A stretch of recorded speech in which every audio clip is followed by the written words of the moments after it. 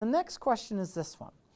What does somebody type here if this is where, well, half of all search traffic or half of all internet traffic originates with a search, and Google is about 70% of those searches, so it's pretty relevant. What does somebody type here when they're looking for what we do? Let me show you how this works. Let's say we weren't in our business, but we were in the business of manufacturing pipes and tubing. Well, Google has a tool called the Adword keyword tool.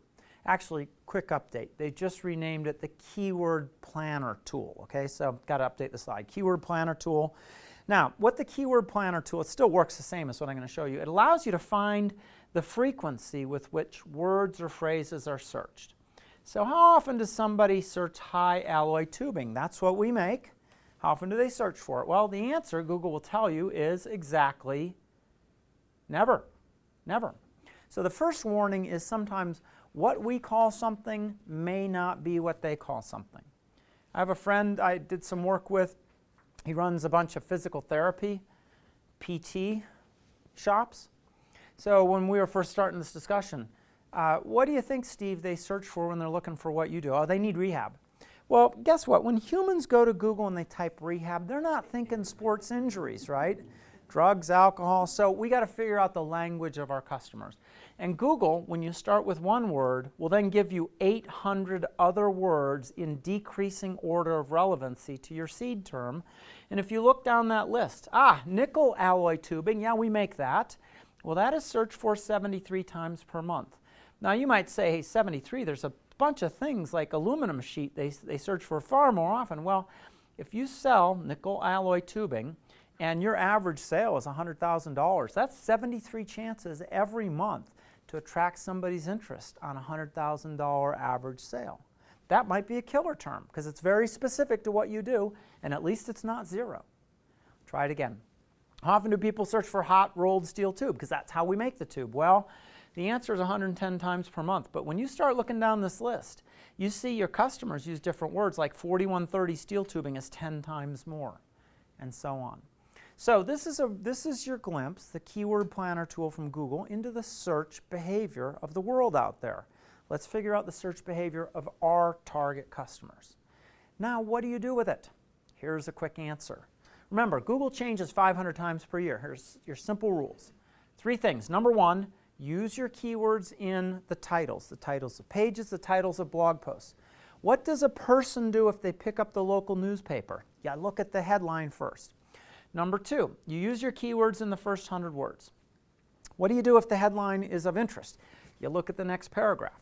By the time we are done with the headline, the paragraph of any story, headline 1 paragraph, we know it's interesting or it's not, and we move on. So if human attention works this way, well, that's what Google is doing too.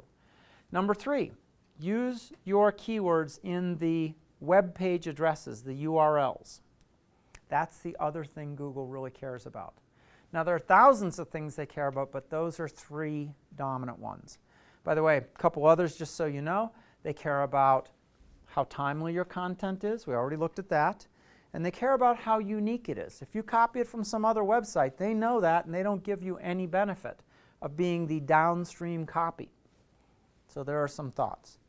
Now, mostly, what you have to remember is this big point, right for humans.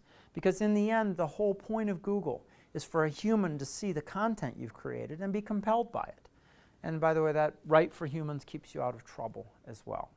So you wouldn't write for humans by putting white text on a white background.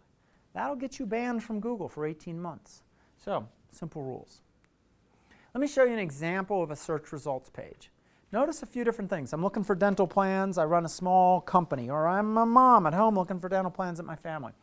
Now, when you Google dental plans, the first thing it does, Google looks at where you are. So Google will not give you the same results as me when I do the query in Pittsburgh. So it says, hey, Dave, we see you're in Cranberry Township. And by the way, we'll give you Pennsylvania dental plans, and so on. These are ads. So are these. So a lot of ads up there. Guess where most of the clicks are? 77% of all clicks on Google are in the place you cannot buy. That is to say, social and compelling content gives you the opportunity to play the big game, the 77% game, and it's free. other than the time to create content for your target audience. Now, just a quick point out, why do you think this result was number 1 organically? Remember my 3 rules? The name of the company is dentalplans.com. So the search phrase is in the URL automatically. In the headline, discount dental plans. There it is. In the text, dental plans offers dental plans. Look at result number 2. dentalplans.com/dental plans. The 3 things that drive Google more than anything else. It always changes, but ultimately I think those things will be pretty much permanent because they correspond to what we in our brains look at. So Google emulates the same.